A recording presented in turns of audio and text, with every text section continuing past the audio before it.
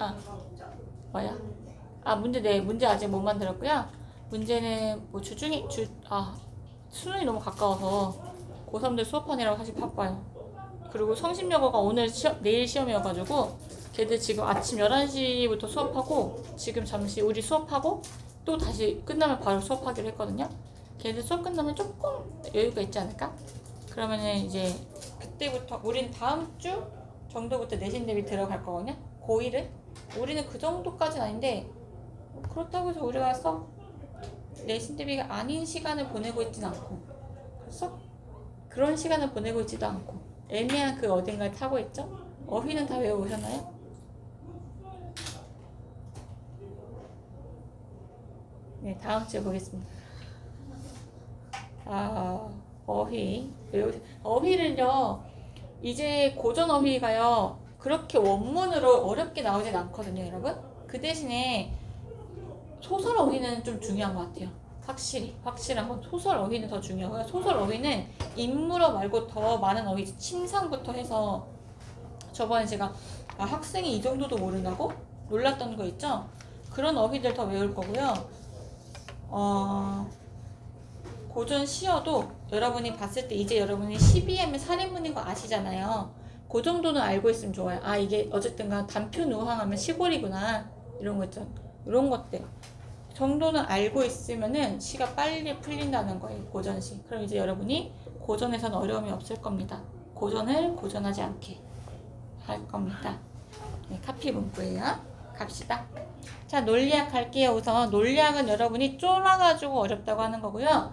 중경은 사실 지금까지 늘 어려운 지문만을 선정해 왔어요. 그리고 사실 교과서랑 반반 섞어서 있고요.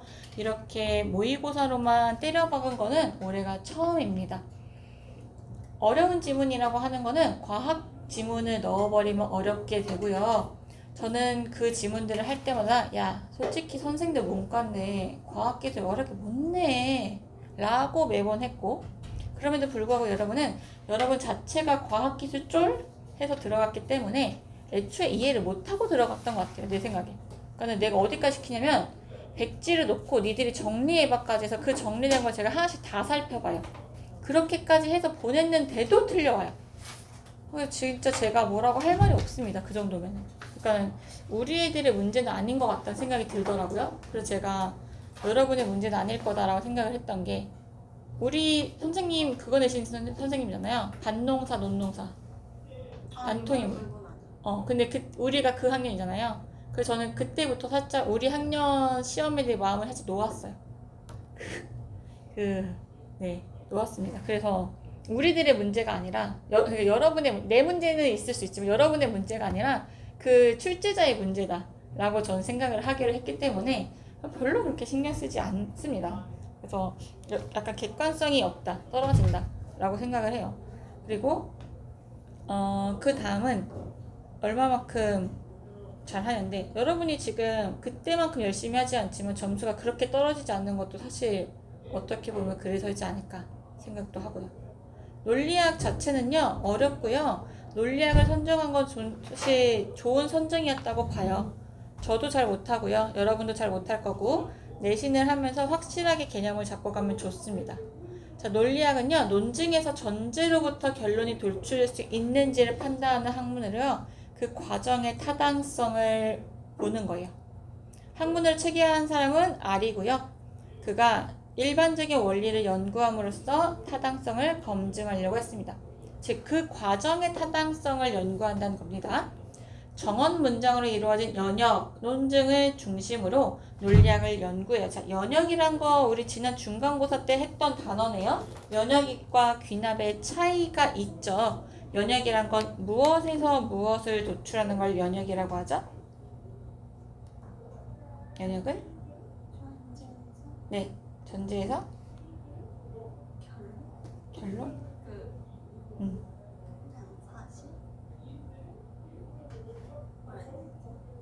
네, 맞지? 어떤 말 하고 싶은지 이해했어요. 일반적인 원리에서 그쵸, 구체적인 사실을 도출해내는 게 연역이죠.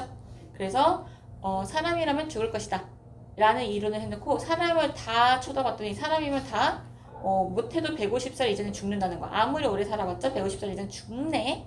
그래서 아 맞네 라고 하는 게 연역이죠. 네, 그런 것들입니다.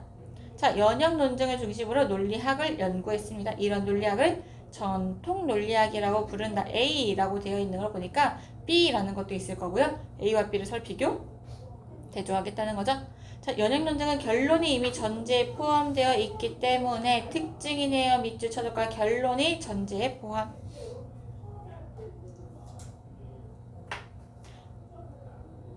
전제가 참이면 결론은 반드시 참이 됩니다. 결론이 전제에 포함되어 있기 때문에 전제가 참이라는 게 중요해요. 전제만 확인하면 된다는 말도 됐어요? 전제만 확인하면 돼요. 자, 그리고 and 그 정언 문장이란 뭐뭐란 정의 내리고 있죠. 정언 문장이란 참거짓을 판별할 수 있는 문장 중에 주술로 이루어진 4가지 형식의 문장입니다. 주어, 수러, 주어 S고요. 서술어 P라고 쓰죠. 제가 문법 수업할 때 했죠. 그래서 주어, 수러로 이루어진 4가지 문장인데요. 정언 문장은 참거짓을 판단할 수 있다는 게 중요합니다. 여러분. 나는 너를 좋아해 라는 거 참거짓을 판단하기 어렵죠. 아니면은 얘는 얘보다 가치 있다. 가치 문장 같은 것들을 참거짓을 판단할 수 없다는 얘기입니다. 자, 모든 A는 B, not B. 어떤 A, not. 그쵸? not 어떤 이겁니다. 자, 이런 것들 기호로 표현하는 것들을 오른쪽에 보이네요. 일단 왼쪽만 보고 갑시다. 자, 이 연역 논증 중 하나 3개의 정언 문장으로 이루어진 정언 3단 논증이 요겁니다. 모든 아버지 그쵸? 남자이다. 어떤 사람은 아버지다. 그러므로 결론 낼 수 있죠. 어떤 사람은 뭐다? 아버지일 것이다. 남자일 것이다. 라는 결론이 도출돼. 요거 우리 모든 사람은 죽는다. 아리스토텔레스는 사람이다. 그러므로 아리스토텔레스는 죽는다. 뭐 이런 식의 결론 내는 거 알죠? 3단 논법을 활용한 거죠. 3단 논법. 자, 요 1번이랑 3단 논법, 3단 논증에서요. 주어가 되는 사람을 소명사 S 써볼까요? 사람에다 S. 결론. 남자에다 P 쓸게요. P. 여기도 써줘야겠죠? 자, S와 P고요. 이렇게 아버지와 같이 전제만 있으면서 모든 전제들 묶을 수 있게 하는 개념을 중명사 뭐래요? M. 그쵸? 중명사 M. 잘했습니다. 만약 서술어가 걷는다와 같이 동사인 경우, 여기 남자이다, 아버지다 명사잖아요. 명사에 서술격조사 이다가 붙은 건데요. 만약 걷는다와 같은 명사, 그쵸? 인 경우, 동사인 경우는 걷는 존재이다 라고 명사로 나타낸다는 겁니다. 이해하셨어요? 걷는 존재이다 와 같이 나타낸다는 겁니다. 그리고 대명사가 포함된 전제를 대전제, 소명사가 포함된 전제를 소전제라고 합니다. 소명사가 아까 S였고요. 대명사가 P였죠. 그렇죠? 앞으로 우리는 대명사의 P 혹은 남자라고 적겠습니다. 가능한가요? 소명사의 S 그리고 뭐라고 적을 수 있다고요? 사람이라고 적을 수 있다고요. 자, 이렇게 즉 P 남자가 포함된 전제를 대전제, S 사람이라고 포함된 전제를 소전제라고 이를 통하여 형식화하면 다음과 같습니다. 모든 아버지 M은 P 남자이다. 어떤 사람 S는 M 아버지이다. 그러므로 어떤 S 사람은 P 남자이다 라고 나오죠. 자, 여러분 이렇게 P나 M, S 혹은 중명사, 전제와 같이 평상시 쓰지 않은 용어가 나올 때는요. 쉬운 용어를 자꾸만 써주셔야 됩니다. 이해하셨어요? M, P, S 같은 것들이 자꾸만 남자 사람이라고 써줘야 돼요. 그래야지 글이 쉬워집니다. 눈으로만 보고 넘어가시면 안 돼요. 손이 자꾸만 바쁘게 움직이셔야 됩니다. 자, 여기까지 읽었어요. 자, 정언 3단 논증에서 중명사 M에다 뭐 쓰라고요? 증명사 M 그쵸? 아버지라고 쓰라고요. 아버지는 전제들 사이에서 소명사 S 뭐요? 사람과 대명사 뭐요? 남자를 연결시키는 역할을 맡습니다. 다시 읽어봐. 중명사, 소명사, 대명사가 아니라 아버지는 전제들 사이에서 사람과 남자를 연결시키는 역할을 맡는다. 너무 잘 이해되지? 이 얘기 됐어? 계속. 만약 전제에 중명사 아버지가 없다면 소명사 사람과 누구? 대명사 남자를 연결시킬 수 없으므로 그러므로 논증이 구성되지 않는다. 그래서 아까 전제가 참이면 결론이 참이다라고 얘기했던 얘기 기억나시죠? 그래서 2에서 SP는 배열이 고정되어 있죠. 왜요? 결론은요. 고정이 되어 있지만 MPS 배열이 자유롭기 때문에 이 MPS를 조합해서 3단 논증의 4가지 유형을 만들 수 있다. 즉 모든 어떤 이다 아니다 만들 수 있다는 얘기입니다. 이해됐어요? 됐어? 효주 됐어? 손이 됐어? 계속.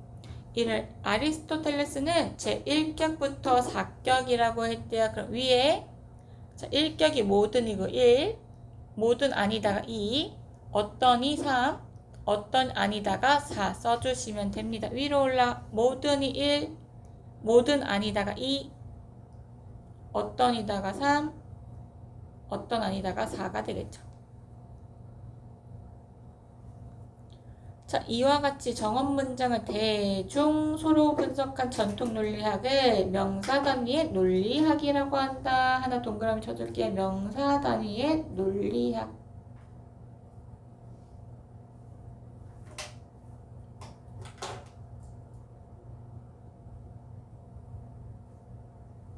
까지.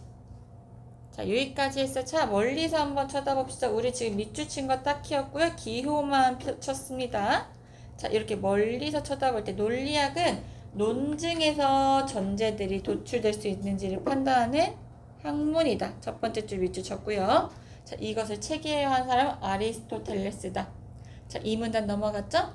자, 아리는 정언 문장으로 이루어진 연역을 중심으로 논리학을 연구했대요. 정언 문장이 뭔데 씨? 정언 문장은 뭐래요? 참, 거짓을 판단할 수 있는 문장이래요. 주어와 서술어로 이루어진 문장이래. 됐어요? 그럼 다시 읽어봐. 아리는 참, 거짓을 판단할 수 있는 문장을 연역 논증을 중심으로 논리학을 판단한 거예요. 됐어요? 됐어요? 계속. 자, 이때 요 참, 거짓을 판단할 수 있는 문장은 아래와 같이 1, 2, 3, 4 종류가 있어요. 1, 2, 3, 4 다 써놨죠, 우리? 계속. 자, 밑에 모든 아버지 위에 우리 뭐 썼어요? 아버지 위에 M 썼어요. 남자이다. 남자 위에 뭐 썼어요? P 썼어요. 사람 위에 뭐 썼어요? S. 아버지 위에 M 썼습니다. 기호 똑같이 써놨어야 돼요. 그래서 아버지는 남자, 사람은 아버지. 아, 남자와 사람을 연결시켜주는 개념은 뭐 덕분에? 아버지 덕분에 가능하네. 됐지? 내려와서. 자, 양괄호 1번에서 결론의 주어인 S는 소명사라고 하고 서술어 남자는 대명사 P라고 하는데 얘네들 연결해주는 개념을 중명사, 아빠를 중명사라고 한대요. 까지가 3문단의 내용입니다. 됐죠? 그리고 4문단 내려와서요. 이 정언 3단 논증, 정언이 뭐라고요? 참, 거짓을 판단할 수 있는 논증. 참, 거짓을 판단할 수 있는 논증에서 아버지, 사람, 남자의 관계를 다시 한번 말하면서 이런 것들. 아버지, 사람, 남자라고 서술어가 없죠? 다 명사로 만들어버렸죠? 그래서 무슨 논리학이라고요? 명사단위 논리학이라고 끝. 됐어? 이해할 것 뿐입니다. 그쵸? 그냥 정보 전달의 글이에요. 자, 만약 앞에 그런데부터 그런데 새로운 화제 들어갑니다. 그런데 자, 정언 3단 논증의 형태를 띠고 있는 것처럼 보이지만 아닌 것도 있다. 자, 아닌 것도 있다. 즉 사실 판단이 안 되는 참거짓이 아닌 것이 있다라고 할 수도 있고요. 논리적으로 말이 안 되는 게 있다라고 말할 수도 있겠죠. 자, 읽어볼게요. 만약 비가 온다면 소풍은 취소된다와 같은 문장이 있죠. 자, 비가 온다, 소풍은 취소된다는 두 문장이 결합된 것이죠. 자, 이와 이를 구성하고 있는 문장 중 하나이며 결론은 이를 구성하고 있는 나머지 문장에 따라서 정언 문장만을 대상으로 한 전통 논리학으로는 이 타당성을 분석할 수 없죠. 왜? 전통 논리학은 명사, 그쵸? 명사 단위의 논리학으로 이것은 그 두 가지 문장이 합쳐진 거기 때문에 타당성을 확인할 수 없다는 얘기입니다. 자, 그러면 이거 어떻게 타당성 분석할 수 있는데? 이걸 설명하기 위해 독일의 논리학자 프레게가 나옵니다. 요제 프레게 네모 칠게요. 자, 프레게는 타당성을 검토하는 정원 3단 논증 한계를 지적하면서 명사를 단위로 하는 명사가 아니죠? 명제를 단위로 하는 명제 논리학을 제안합니다. 명제란 정의 내리죠. 참, 거짓을 판단할 수 있는 문장입니다. 아하. 앞에는 명사로 나누었지만 이제 뭐라고요? 문장이라고. 차이 되세요? 되세요? 끄덕끄덕. 계속. 전통 논리학에서는 정언 문장을 명사 단위로 나누어 분석하였지만 세모 밑줄 명제는 명제 자체를 논증의 기본 단위로 삼습니다. 예를 들어 왼쪽에 자, 아까 뭐였지? 흘렀단가? 뭐야? 걷는다. 기억나요? 왼쪽이 남자 걷는다? 걷는다와 같이 동사인 경우는 걷는 존재이다 라고 만들어냈지. 근데 여기는 걷는 존재이다 라고 만들 필요가 있어 없어? 없어요. 됐죠? 계속. 그리고 더 이상 분해할 수 없는 명제를 단순 명제 P, Q, R 등의 뭐로 표시해요? 기호로 표시했고 단순 명제의 논리적 연결사를 기호로 만들어요. 그래서 복합 명제를 만듭니다. 복합 명제 물결 밑줄. 자, 두 개 물결 밑줄 쳤습니다. 문장에 물결 밑줄 쳤고요. 차이점이니까 복합 명제에 물결 밑줄 쳤어요. 됐어요? 계속. 가령 예시 듭니다. 자, 집중해서 봅시다. 가령 비가 온다, 소풍은 취소된다는 두 개의 단순 명제가 연결된 복합 명제로 단순 명제 P, 단순 명제 Q로 나타낼 수 있어요. 비가 온다, P, 소풍 취소된다, Q인 거죠. 논리적 연계에서 화살표를 쓸 수 있어요. P면 Q이다. 충분조건, 필요 충분조건 기억나시죠? 계속. 자, 복합 명제 나타낼 수 있다. 따라서 3을 기호화하면 다음과 같다. 만약 P면 Q이다. 따라서 Q이다. 오른쪽 기호화면 이렇게까지 됩니다. 미친놈들이죠. Q는 P의 무슨 조건이야? 충분 조건? 충분히 필요 조건이야? 필요 조건이야. 피 흘리는 거니까 화살표 맞으면 화살 맞으면 피 흘리는 거잖아. 그죠? 그렇게 외우는 거 아니었어, 이거? 그죠. 전 그렇게 스스로 그렇게 외웠기 때문에 화살 맞으면 준영쌤이 그렇게 가르쳤어. 그래요? 우리 사람 사는 거 다 똑같은 거 아니겠어요? 화살 맞으면 피 흘리는 거 필요 조건 이렇게 외웠거든요. 아무도 알려주지 않았지만 그렇게 외우는 게 빠르다.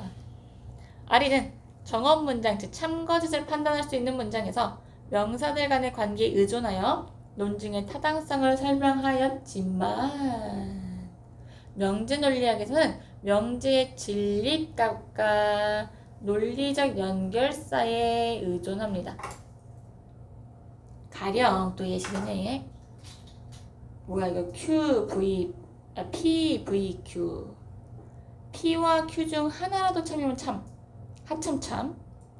P 세모 Q는 오참 참인 거예요. 그래서 P 화살표 Q는 PQ가 모참참인 경우는 참. P가 참이고 Q가 거짓인 경우는 거짓. 그죠? 필요 조건이니까. P가 참이고 Q가 거짓인 건 거짓이죠. 따라서 명제의 진리값은 단순 명제의 진리값과 논리적 의존의 연결사에 의존한다. 가로 닫고. 이거 이해되시나요? 나만 이해했겠지 또. 읽으면서 나만 이해했겠지? 이해했어? 약간 다들 지금 살짝 졸려고 멍 때리는 것 같아서 또 그런가? 나만 이해했어? 여러분 이해했어? 나만 이해했어? 설명해봐. 이해했다 했을까? 설명해봐. 설명해보세요. 무슨 말이야 이게? 왜 단순 명제와 논리적 연결사에 의존한다고 얘기해요?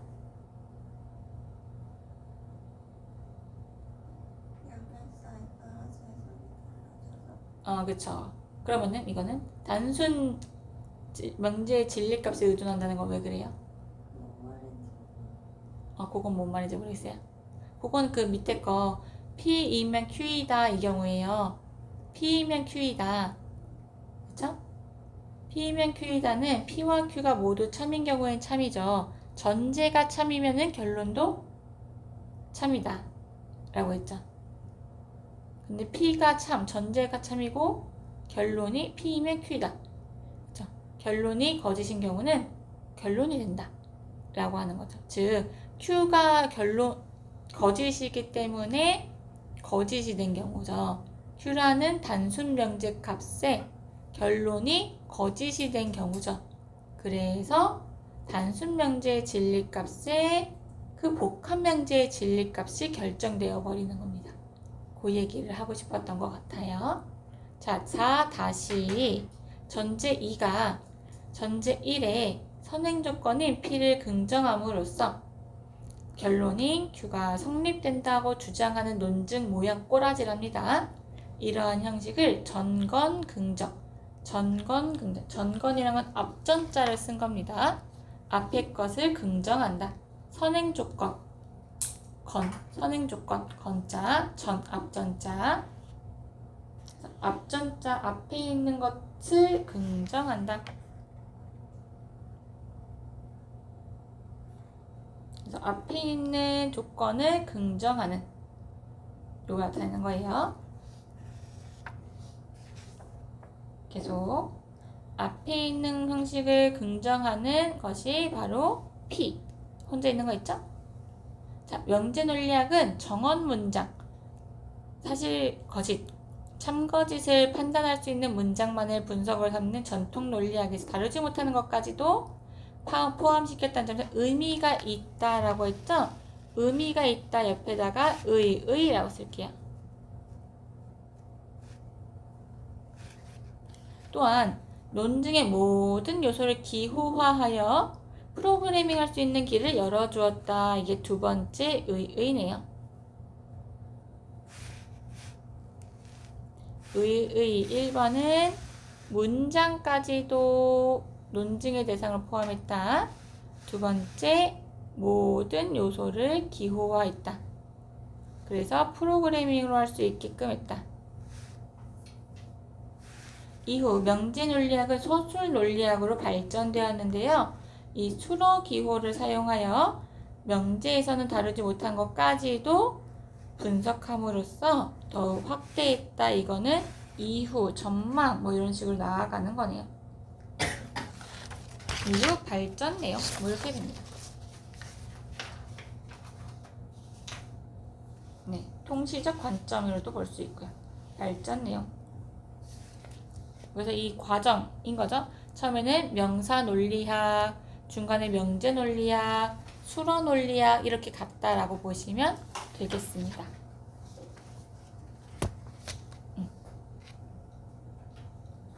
됐나요?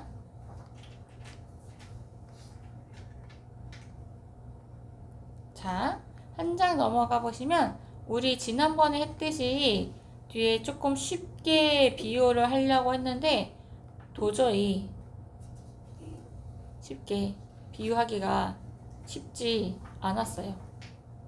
아시다시피 딱 봐도 쉽게 비유하기 쉽지 않아 보이죠? 일단 빈칸 뚫기는 만들었습니다. 제가. 그리고 이게 문단별로 조금 어디까지를 한 문단으로 봐야 돼? 여기 좀 애매하긴 하지만 어쨌든 공주들이 풀기에는 어렵지 않을 거예요. 그래서 한번 빈칸 뚫기 같이 보시고요. 넘어간 4페이지 정도에 제가 문제도 몇 개 넣어놨거든요. 보기랑 같이. 그래서 그것까지 한번 같이 풀어봅시다. 그러면 네, 추가 문제 풀어보시면 좋겠습니다. 잠깐 확인해도 돼요? 네, 왜? 원칙이 자, 8문단 한번 보면서 들으세요. 8문단 빈칸 뚫기 하는 거랑 8문단 본문이랑. 자, 8문단 보시면요. 제가 문단 요약 이런 거 넣어놨어요. 자, 명제 논리학은 각 명제의 참거짓과 논리적 연결성 규칙에 따라 타당성 판단한다. 이게 아까 전에 우리 공주들이랑 같이 얘기한 그거죠. 자, 논리적 연결사의 규칙에 따라 타당성 판단한다. 이거 공주들이 알았잖아. 그러면은 각 명제의 참거짓에 의존한다. 이게 뭔데? 라고 해서 공주들이 뭐지? 이 말은 잘 모르겠어요. 라고 얘기했잖아요. 그래서 제가 얘기했죠. P나 Q 각각의 참거짓만 판단하면은 명제가 그냥 바로 참거짓이 되어버리는 거예요. 자, 그 중에서 하나 더 얘기하자면요. 요즘 최근에 수능 특강에 실려있던 거는 명제 논리학인데요. 왜? 이게 복합이니까. 이게 더 어려우니까. 근데 명제 논리학은요. 일정한 규칙이 있어요. 뭐뭐면 뭐뭐이다. 만약 뭐뭐가 아니라면 뭐뭐다. 이러한 규칙이 있어서 그 규칙에 어긋나면 무조건 그거는 틀려요. 근데 가끔씩은 그 규칙에 어긋나게 말해도 참이 되는 경우가 있잖아요. 그러한 한계를 깨지 못해서 명제 논리학의 한계에 부딪힙니다. 그래서 나온 게 그 다음 논리학이거든요. 그거에 대한 설명을 제가 넣어놨어요. 자, 쉽게 요약 읽어볼까요? 명제 논리학은 문장 P, Q가 참거짓이 맞는지를 따지고요. 각각 P, Q가 참이냐 거짓인지 따져요. P가 참이면은요, 대체로 논리적일 거예요. 구조만 맞다면. 만약 P, Q가 거짓이야? 더 따질 필요 없이 그냥 그건 거짓인 겁니다. 혹은 둘 다 P, Q가 참이었어. 그럼 그 다음에 뭘 따져야 돼? 그 연결 기호가 규칙에 따라 주장되었는지를 확인합니다. 규칙에 따라 주장되었다면 그거는 개소리를 해도 맞는 말이 되는 거예요. 이해했죠? 개소리를 해도 맞는 말이 되는 거야. 그게 명제 논리학입니다. 이해했죠? 그래서 그 말이 명제 논리학이더라. 그게 요즘에 수능 특강에 나왔던 거고, 그래서 명제 논리학이 한계에 있다 라는 식의 본문이 실려 있었습니다. 그래서 명제 논리학이라는 각각 P와 Q가 참이냐, 오케이 참이야. 그럼 그 다음 뭐야? 각각이 논리대로, 규칙대로 전개가 되냐? 됐어. 그럼 개소리를 해도 참인 거예요. 됐죠? 그렇게 생각하시면 됩니다. 자, 빈칸 계속 채워보시죠.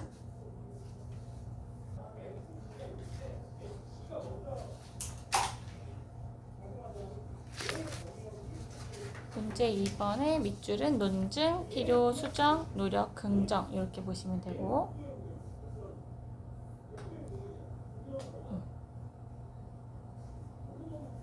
실제 기출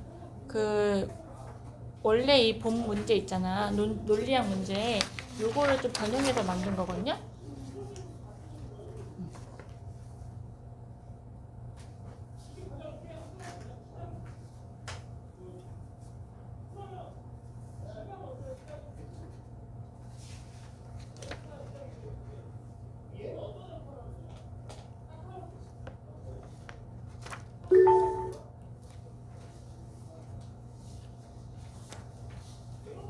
글씨가 너무 작진 않나요? 괜찮나요? 사이즈가?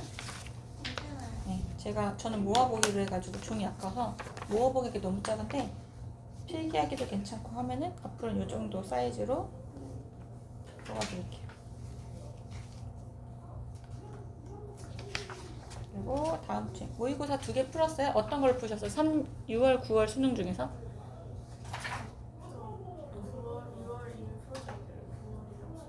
9월 수능 풀었어요? 9월 수능? 6월은 이미 풀려있었어? 내가 뭔가 하나 풀려있을 거랬죠.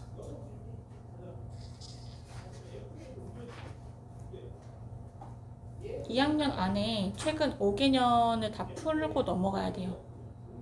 그래야지 3학년 때는 사설을 시작합니다. 근데 보통 못 그러더라고요. 다른 학원 애들 보니까 2학년 때 3학년 올라왔는데 최근 5개년 다 풀었지? 근데 아니요? 이런 애들 훨씬 많았어요. 그래서 와. 육고 수능만 풀면 돼요? 기본적으로는 그걸 다 풀고요. 저는 사실 제가 올라갈 때는 사실 다 풀었어요. 저는. 근데 2학년 때 한 번 다 돌리고 까먹어요 사실. 그러면 3학년 돼서 또 풀어요. 3학년 말에 9월 지나서 10월, 11월 이때 한 번 또 풀립니다. 지금 애들 빨갛터. 그러면 알지 않아요? 다음. 그럴 것 같지? 아니에요? 그리고 지문 이거 유명한 지문 같은 거 있어. 그런 거는 이거 무슨 지문인데? 하는데 또 틀려요. 아 이거 틀렸었는데? 하고 또 틀립니다. 그런 거는 오답을 철저하게 하지 않아서 그래요. 오답을 철저하게 하면은 아 이거 나 그때 뭐 해서 틀렸었지까지 기억이 납니다.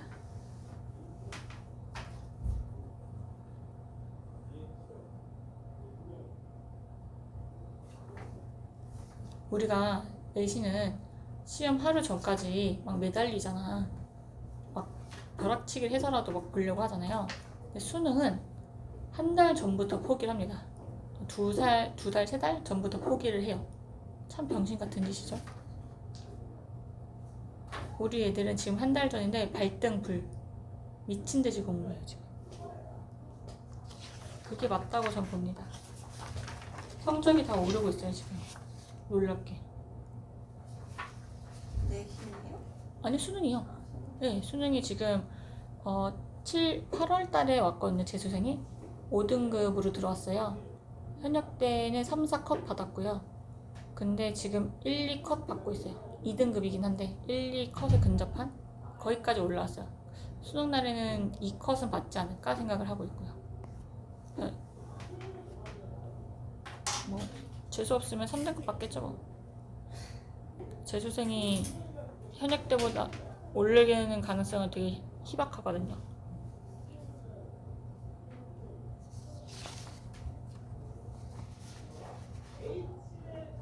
그래서 제가 항상 재수하지 말고 한 번에 가라 하는 게 그런 거.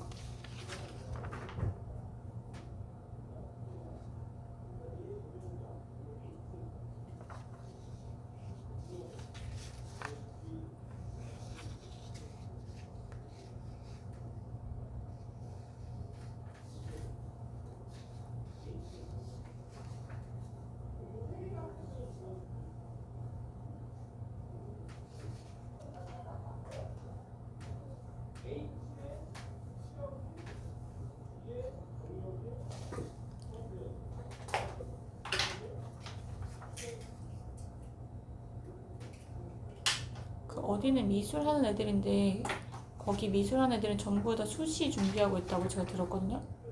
어디지?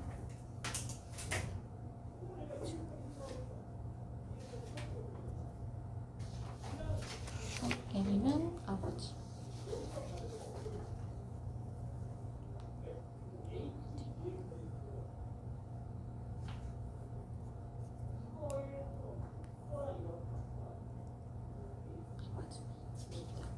사람 남자.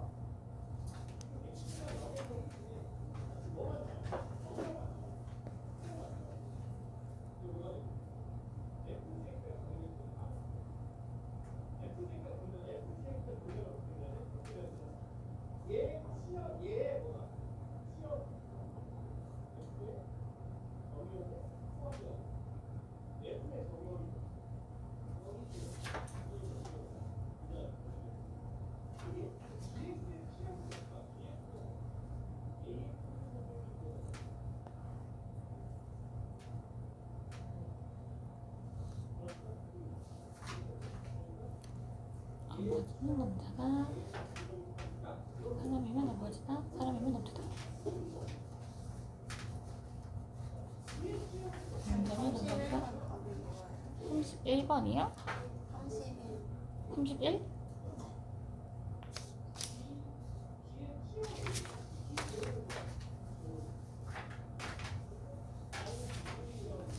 현재는 지금 나타났을 때 맞죠? 생명체 전제 나타난 중명사 그쵸? 생명사 생명체는 죽는다의 마냥 생명체는 죽는 존재이다 라고 하면 P면 Q다. 그렇겠죠? 이 일은 복합명제 4번 존재 일은 복합명제의 이는 단순명제. 작절하지 않은 거면 4번일 것 같은데? 4번이겠죠? 뭐예요? 왜냐하면은 니은은 이는 복합명제, 이는 단순명제에 해당한다는데 일하지 않는다고 단순명제. 일하거나 논다. 그거는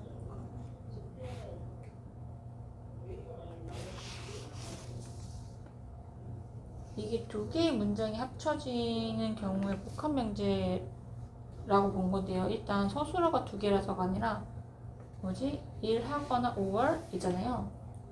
연결사는 민수는 일한다. 민수는 논다. 그죠? 이다가 아니라서. 그쵸? 근데 일하지 않는다도 일하지 않는다. 일하지 않는다면은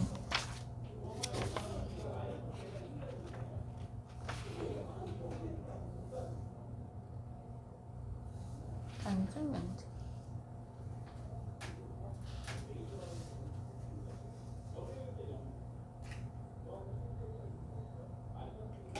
단순명제에 논리적 연결사인 또는 그리고 만약을 붙여서 복합명제를 맞춘 건데 일단 전제 1이 복합명제인데 그거부터가 틀린 거 아니에요?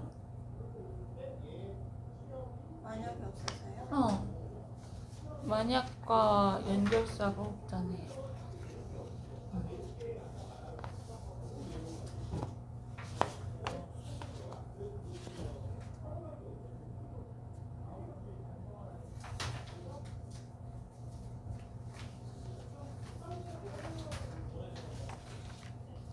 그럼 쌤 5번도 틀렸잖아요 라고 하는데 5번 논리적 연결사 필요하죠? 그리고 만약 뭐뭐 하다면 그죠? 또는 그리고 같은 게 필요하죠. 그게 바로 다 논리적 연결사죠. 그게 없으니까 4번이 틀린 거죠. 복합명제가 안 된 거죠.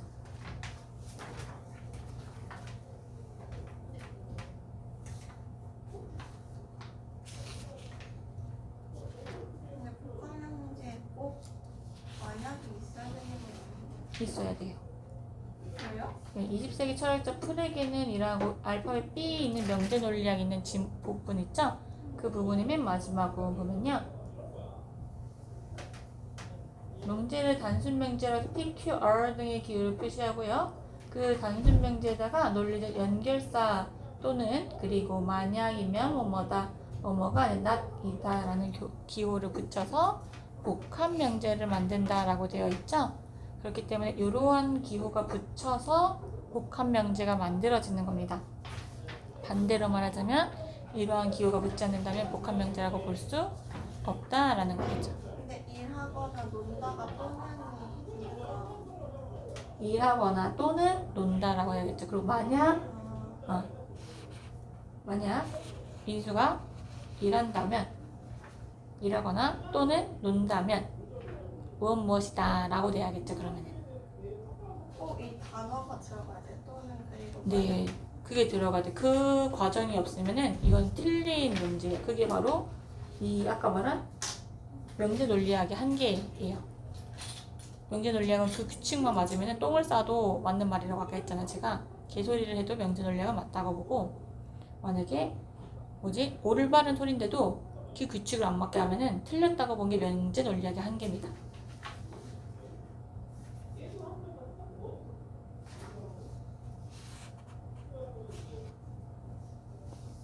그래서 명제 논리학에 따르면 민수는 일하거나 논다라는 문장은 논리적이지 않아요.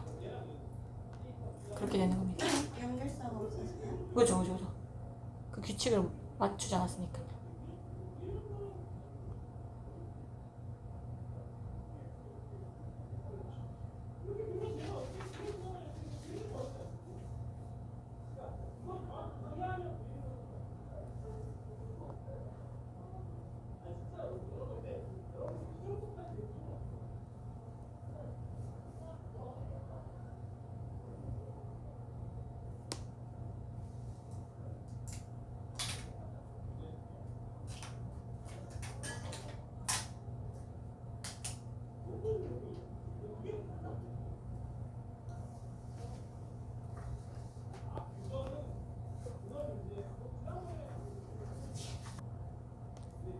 자, 같이 빈칸 맞춰볼까요? 빈칸이 상당히 많기 때문에 빈칸 불러주면서 맞춰보도록 하겠습니다. 저는 부르고 여러분은 맞는지 확인하시면 되겠죠? 자, 1번에 자, 논리학의 정의. 논리학은 논증에서 전제들로부터 결론이 도출될 수 있는지를 판단하는 학문이죠. 아리스토텔레스는 이러한 논리학을 학문으로 체계화했다는 역할을 했습니다. 논증의 일반적인 원리를 연구하여 논증의 타당성을 검토했죠. 자, 그래서 이 말을 저 말로 했을 때 말이 되는 소린지를 따지는 건데요. 아리가 제대로 학문으로 정리했다라는 겁니다. 됐고요. 자, 전통 논리학의 특징은요. 아리스토텔레스가 연구한 논리학인데요. 정언 문장으로 이루어진 7번 연역 논증을 기반으로 연구했죠. 연역 논증이란 건요. 결론이 이미 전제에 포함되어 있기 때문에 전제가 참이면 결론은 무조건 참이되죠. 반드시 무조건 참이되는 문장입니다. 정언 문장은 참거짓을 판단할 수 있는 문장으로 첫 번째 조건. 9번 뭐 썼어요? 주어와 서술어로 이루어졌고요. 세 번째 조건, 4가지 형식의 문장이어야 돼요. 그 예시는 1번, 2번, 3번, 4번 4형식으로 되어 있다 그랬죠? 뭐든 이다, 뭐든 아니다, 어떤 이다, 어떤 아니다와 같은 4가지 형식입니다. 옛날 스타일의 전통 논리학은요. A면 B다가 같은 4가지 형식이 딱 정해진 형태의 문장들로만 따졌다는 거예요. 그래서 재료가 신선하면 전제가 맞다면 결론은 무조건이라는 규칙이 있었어요. 그쵸? 반대로 전제가 글러먹었으면 결론도 그른 거예요. 자, 표현법 정리되어 있죠? 됐고요. 넘어가서요. 어휘 한번 보시면 좋겠고요. 자, 3문단이요. 자, 정원의 3단 논증 갑니다. SPM이죠. 자, 11번 빈칸에 소명사, 12번 대명사, 13번에 중명사 들어가죠. 명사로 이제 이루어집니다. 전제 12번 중명사 그쵸?가 포함된 전제, 소전제, 소명사가 포함된 전제입니다. 형식화합니다. 예시 SPM 기호를 사용하여 이와 같이 일반적인 형태로 나타낼 수 있다는 거예요. 모든 정언 문장을 SPM이란 기호로 만들어낼 수 있다는 얘기입니다. 그래서 3단 구조로 설명할 수 있더라라는 거예요. 주인공과 상대역, 그 둘을 이어주는 조연이 있다라고 보시면 되겠습니다. 자, 됐고요. 3문단. 자, 중명사 역할은요. 소명사와 대명사를 14번 연결해 준답니다. 그래서 MPS의 배열을 4가지 사격, 1부터 사격이라고 했고요. 그래서 또 다른 이름으로는 명사 단위의 논리학이라고 했죠. 그래서 어떻게 연결해 주느냐에 따라 사격까지로 얘기했습니다.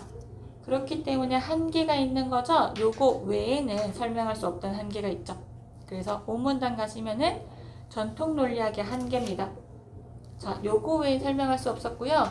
만약 비가 온다, 소풍은 취소된다와 같은 문장은 설명하지 못해요. 전제 비가 온다, 소풍은 취소된다 두 개의 16번 문장이 결합된 형태잖아요. 전제 2와 결론 역시 전제 1을 구성하는 문장들입니다. 이는 주어 서술어의 명사 단위로 분석하는 전통 논리학의 분석 대상을 벗어나 버려요. 그래서 설명할 수 없는 거죠. 전통 논리학에 따르면. 그래서 이거를 해석하기 위한 프레게의 명제 논리학이 등장합니다. 자, 프레게 논리학의 특징은요. 18번 명제를 단위로 논증을 분석하는데요. 명제는 참거짓을 판단할 수 있는 문장으로 19번 단순 명제와 20번 복합 명제가 있습니다. 자, 요걸 보면 아까 전에 우리 정리했던 게 보이죠? 단순 명제 PQR, 복합 명제는 PQR 단순 명제에다가 21번 논리적 연결사를 사용해서 만드는 거죠. 그 21번 밑에 논리적 연결사를 사용해 복합 명제를 만들어 논증을 분석하죠.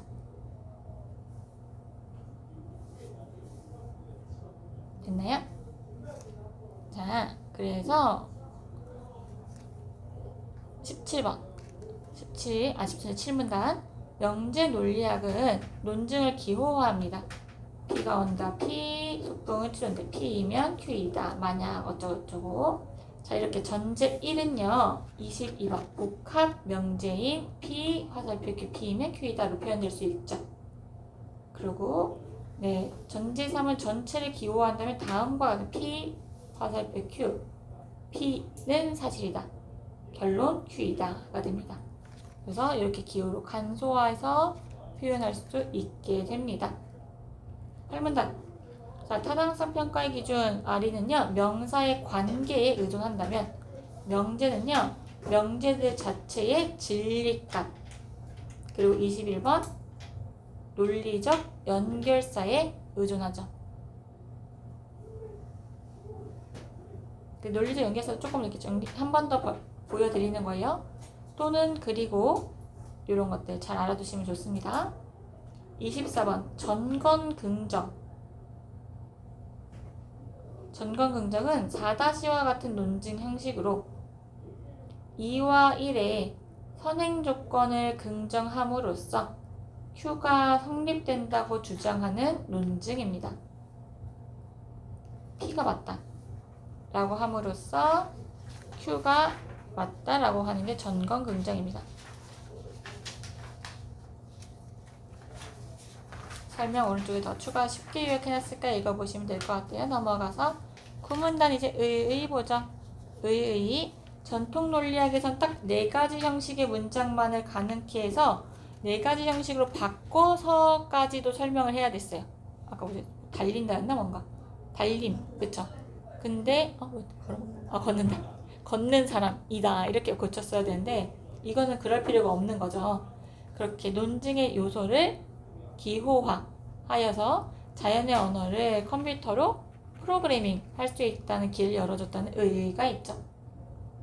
이후의 발전 통시적으로 보자면 수로논리학으로도 발전했다고 합니다.